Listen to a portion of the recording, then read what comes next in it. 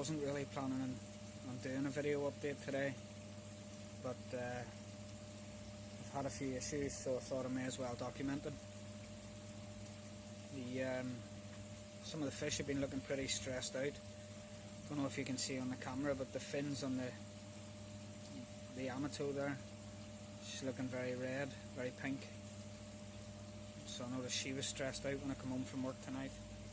A couple of the other fish have got some raised veins as well.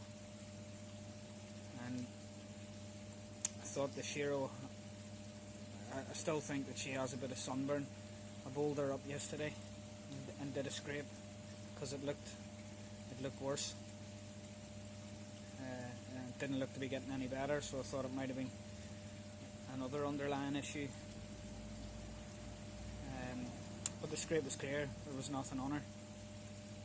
So I put her back in, and I've been feeding away. But when I come home, a few of the other fish are showing signs of stress.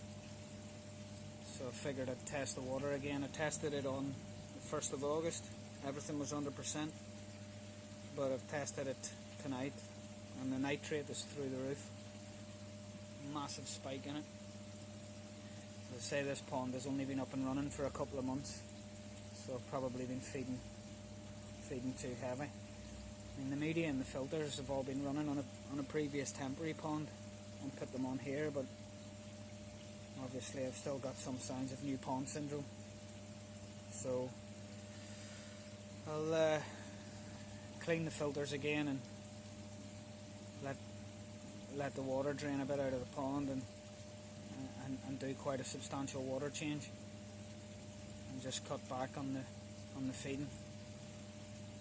I mean, they're all eating well, they're all up hungry, all looking for food as I'm standing here, but they're not getting any. Absolute nightmare. I've never seen the nitrate level so high in my pond. So definitely 100%, that's what's causing the problems and the unhappy fish. Pond keeping, the joys of it. I'll go ahead and get my filters done here, and hopefully test the waters again tomorrow. We'll see signs of this stress going. Well, I hope so anyway.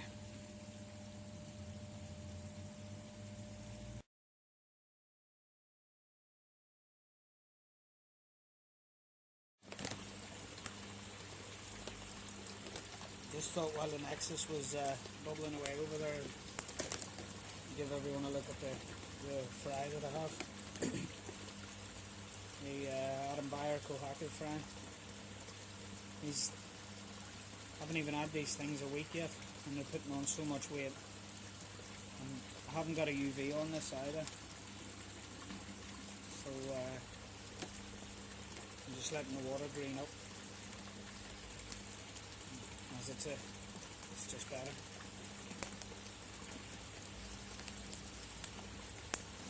I thought this would be the pond that have a problem with the water thermometers, but obviously not. And I've decided to put my phone on a stand because my hands are just too shaky. I've ordered a GoPro. I'll do most of my filming on that. That should hopefully make things a little bit better, but for now it'll just have to be done this way.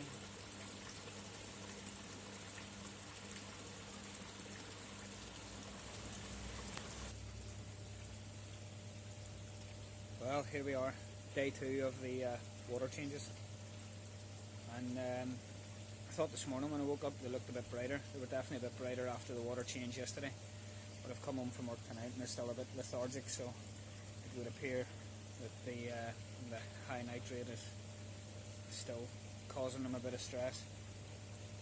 They're definitely less red looking, but water changes, it's going to take a fair few days of water changes to get that down the levels it was.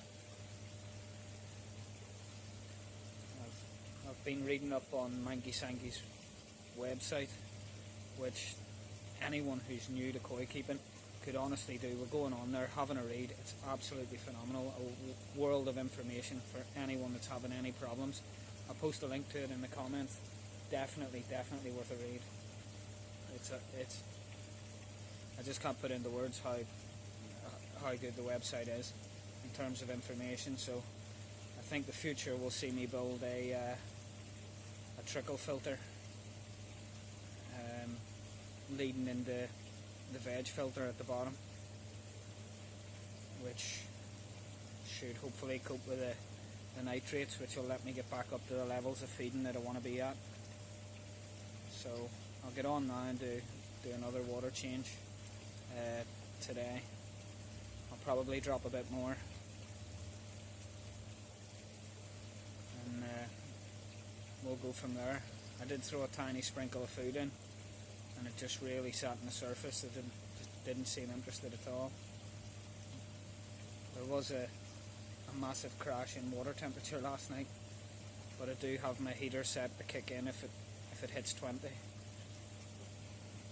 So, because I know with our weather, one day it'll be 25 and the next day it'll go through the floor, so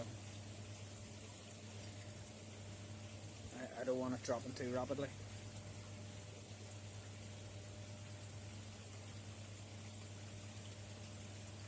Anyway, I'll get on and do this water change. So I've dumped a load of water just on the top and it back up. You've probably noticed that this fish here has an issue with the side of its mouth. I've had that fish a long time. He's been with me about 15 years, and he was with the previous owner for quite some time before that. He was actually a showa when I got him, but over the years all the red seems to have disappeared. He had that injured mouth when I got him. That's why the original owner was getting rid. I was only into the hobby a couple of years, and I picked him up. The owner didn't want him anymore because he'd jumped to get food at the side of the pond and injured his mouth. Probably could have tried to do things to correct it, but it's been eating alright. I have to say, it's been healthy enough. Apart from losing the colour, I haven't had any other issues with it. Friendly enough fish, and I just can't bring myself to get rid of him, as he's been with me for so long. And the mouth doesn't seem to affect his eating. It's just really old. The oldest guy in the pond. So for anyone, any eagle-eyed viewers that had spotted it on any of the other videos, that's what's up with him. So I'll go ahead, get this top back up, and as I say, I'll just keep doing this until the parameters come back to where I want them to be, and cut back on the feeding. Anyway, thanks for watching, folks. Just one thing I did forget to mention there quickly. Tested the water out of the tap, and I've got 20 milligram of nitrate out of the tap. So in order to bring the levels down that I have, it's going to take some serious amount of water changes. So I'll probably be doing this over the course of the next week.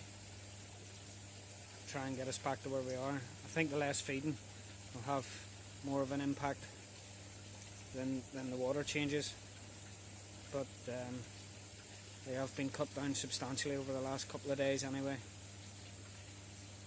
and with a bit of luck we can get it to where we need to be. Cheers.